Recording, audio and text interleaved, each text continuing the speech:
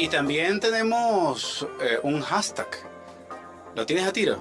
Ah, mira, es que los agarro fuera de base. Me parece que cambiamos de operador y no lo encuentro. No importa, ¿no? Ya lo vamos a tener a tiro para poder colocarlo. Continuamos entonces con propuesta crítica. Nos acompaña entonces Gustavo Martínez de Marea Socialista. Con quien estábamos en principio desmenuzando un poco el acuerdo, pero antes de entrar en el acuerdo, Gustavo, vamos a tomar un poco el evento noticioso porque además nos quedó pendiente de informar sobre el asunto de la protesta de trabajadores del transporte. Como una vía para solucionar la actual crisis transportistas, proponen al ministro Molina entrega de tarjetas inteligentes a todos los estudiantes. Esto lo pone a Porrea.org el día de hoy. Yo quería tocar este tema, no quería pasarlo por alto, porque en lo personal, mi vida política, cuando adolescente, fue básicamente incorporarme a las luchas estudiantiles de educación media en relación con el pasaje estudiantil. Es irónico que, calculemos, tenía yo 13 años, bárbaro, hace 30 años. Hace 27 años yo estaba peleando en las calles por el pasaje estudiantil y 27 años después hoy veo que las luchas son exactamente las mismas. Sí, claro. Entonces es realmente comprometedor para un proceso que se llama revolucionario, que ya no lo es, con un gobierno que dice ser chavista y no lo es, con un proceso político que se denomina socialista y no lo es, tener que estar hoy lidiando con un derecho que había sido adquirido producto de las luchas en la calle, ¿no? Las luchas, sí. Por cierto, yo recuerdo que en la década de los 90, yo hacía bachillerato en un colegio que estaba muy cercano al Pedagógico de Caracas. Y yo recuerdo, eso era perenne, no, eso era todas las semanas. ¿Cuál es? ¿El Eduardo Crema? No, Manuel Montaner. Cerca del Pedagógico y en la Avenida Páez del Paraíso. Yo recuerdo esas luchas, habían estudiantes universitarios, estudiantes de bachillerato, estudiantes incluso hasta de primaria. O sea, uno veía hasta niños. O sea, uno recuerda mucho el enfrentamiento que había con la entonces Policía Metropolitana.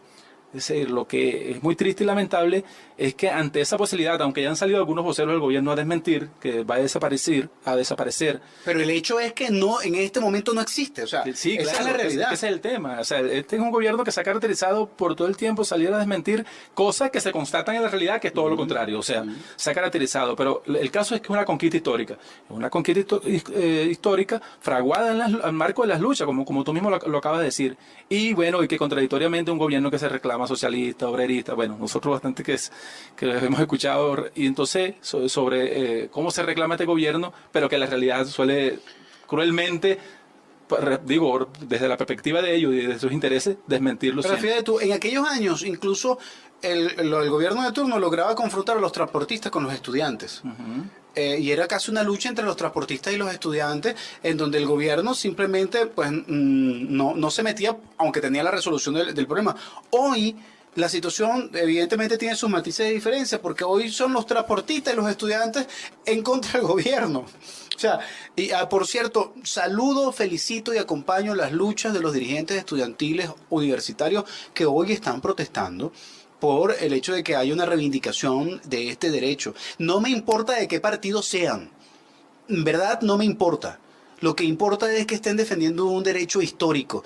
Y si están defendiendo un derecho histórico del pueblo en lucha, pues no tengo ningún miramiento desde el punto de vista político, ideológico en relación con esta acción concreta. Y también felicito a los transportistas que están sumándose a la protesta en función precisamente de que el gobierno cumpla con un derecho adquirido para el pueblo y sobre el cual plantea un subsidio a los transportistas que tampoco se está cumpliendo. Sí, y fíjate, y ya metiéndonos un poco con lo que estabas ahí desmenuzando un poco el tema de los puntos, ¿no? Y parece que está de moda el término paz, ¿no? No solamente a nivel nacional, sino incluso a nivel continental, porque incluso recientemente en Colombia se acaba de dar un plebiscito. ¿Cómo era que lo llamaban? Por acuerdos para que la gente pudiese refrendar los llamados acuerdos de paz. Aunque ahorita acaban de denunciar nuevamente que... Pero lo decía que está de moda el término paz, vuelve a aparecer nuevamente. Y fíjate que la gente de entrada, como mínimo, puede tener dudas, ¿no? ¿Te acuerdas de las mesas de paz del 2014? Así es, claro. Y recuerda que en medio de eso... Que la única que funcionó fue la económica. Y sobre todo a partir de unos acuerdos que propuso el señor Lorenzo Mendoza. Así ¿Te acuerdas los 12 puntos? Así es, Que se fueron cumpliendo, ¿no? Sí, que por supuesto, yo puedo decir de manera particular y que no es un caso aislado, o sea, para no ser, lo que quiero decir es que, por ejemplo, entre esos curiosos puntos que le propuso Lorenzo Mendoza al gobierno nacional, aparecían unos puntos que eran muy llamativos, como por ejemplo el tema de flexibilizar la ley orgánica del trabajo. También decía que llevar la política al trabajo era una tragedia, a lo que el gobierno respondió con una emoción, con un fervor, una pasión impresionante, porque incluso no quiere decir que en el periodo del presidente Chávez no se hubiesen dado algunos despidos injustificados, qué sé yo, a través de maniobras de las inspectorías del trabajo, todo eso, pero sí se empezó a evidenciar y a ver que después de estos famosos puntos y de esas famosas mesas de paz, de manera sistemática se empezó a ver una persecución al tema de la crítica, a las organizaciones sindicales que planteasen algún tipo de autonomía, que planteasen alguna crítica, que denunciasen la corrupción, que denunciasen algunas irregularidades administrativas y sobre todo en las empresas que administra el gobierno. Donde el presidente Maduro recientemente acaba de decir, o sea, porque el sentido de lo que él estaba planteando era que se acaba de descubrir que nos hemos burocratizado. Bueno, pero el caso es que nuevamente aparece en escena el término paz. O sea, ¿la paz cómo? Porque decía alguien por ahí recientemente que estábamos conversando, me decía, a mí esto de paz, ahorita como está la cosa, me huele a un borrón y cuenta nueva. Aún no me investigas tú, no me descubres. A impunidad. Tú. Sí, a impunidad, en lo concreto, a impunidad, el tema porque con respecto a los puntos y ante la ausencia de que diversas expresiones o voces pudiesen estar presentes en lo que nosotros en algún momento hablábamos del multidiálogo, porque tiene que ver, o sea, la disputa es de qué queremos que nosotros, o sea, cuáles son los puntos que nosotros quisiéramos que se estuviesen debatiendo ahí en esa mesa a través de un multidiálogo. Por ejemplo, en ningún momento se habla del desfalco a la nación. Las cifras que nosotros como Marea Socialista hemos develado son reconocidas por funcionarios del gobierno nacional e incluso por el presidente Maduro. ¿Te acuerdas cuando dijo, tráiganos los 300 mil millones de dólares?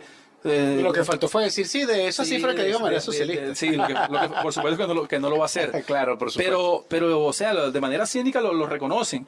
O sea, el tema del aspecto democrático, yo lo decía hace rato, no solamente se circunscribe al tema del referéndum revocatorio, sino incluso el avance autoritario de las cúpulas, porque el gobierno, por supuesto que ha mostrado, y con el CNE y con el Tribunal Supremo de Justicia como brazos ejecutores de esa política autoritaria y antidemocrática, pero con la anuencia y la complicidad total de la Mesa de Unidad Democrática, que ahora se constata aún más con estos puntos que acaban de hacer. Bueno, fíjate, además en el marco de este diálogo se suscribe un convenio de convivir en paz. Sí, claro. Este convenio de convivir en paz, entre otras cosas, lo que establece fundamentalmente es el hecho de vamos a respetarnos unos a otros, de no vamos a ofendernos más, de que no utilicemos más elementos de descalificación. Yo cuando leí el convenio, publiqué en Twitter, Gustavo, bueno, si esto es así, muchos de la Mesa de la Unidad Democrática y muchos medios de la oposición se van a quedar sin posibilidad de tener pautas y algunos políticos se van a quedar sin trabajo, pero también del lado del gobierno, tanto el Mazodando como La Hojilla, como Surdaconducta, están en riesgo su programa. No, se quedan sin trabajo. Claro. Porque su elemento fundamental y esencia fundamental como programas de generación de opinión, pero también de odio, precisamente sale del marco de la posibilidad de la generación de paz. Y son programas que expresan claramente un sector que no está de acuerdo con la posibilidad de que haya algún tipo de diálogo en función de la paz. Ahora, el problema no es el diálogo y la posibilidad de la generación de la paz, sino que al final nace un acuerdo chucuto, nace un acuerdo en donde no están integrados otros factores distintos a los de la polarización. Son acuerdos que lo que hacen es reforzar la polarización, pero además también el reforzamiento de la polarización en apariencia necesita mantener el lenguaje soez, vulgar, descalificador, para tratar de hacer como cuando existían AD y COPEI. Estamos pasando de la polarización a un bipartidismo consensuado, a un nuevo pacto a través de la consolidación de un régimen en donde necesito guardar las formas. Yo lo ponía sarcásticamente, por cierto, los de Surdaconducta. El mismo Mario Silva el sábado lo tomó y empezó. Lo que hacen, como siempre, lo que hicieron fue descalificarme a mí y no descalificar o tratar de argumentar en relación con lo que yo afirmo. Entonces a ellos, a los descalificadores, a esos que les encanta ofender, no esperen de mí absolutamente nada de eso. Yo lo único que voy a hacer es seguir argumentando. Y en el marco de esa argumentación, que ustedes no hacen porque tienen dificultades para poderlo hacer, les digo que ustedes al final están siendo útiles.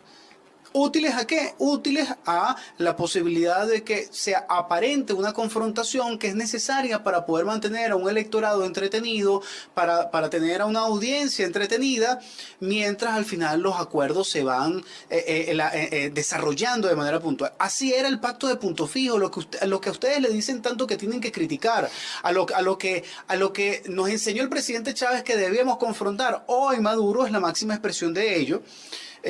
Junto con Ramos Alub y con un sector de Primero Justicia, y bueno, y sobre ese marco ustedes están siendo los operadores idénticos a los de Punto Fijo, que trataban de confrontar a los blancos con los verdes para que la gente sintiera que debía decidir por alguno de los dos cuando al final los dos eran la misma cosa.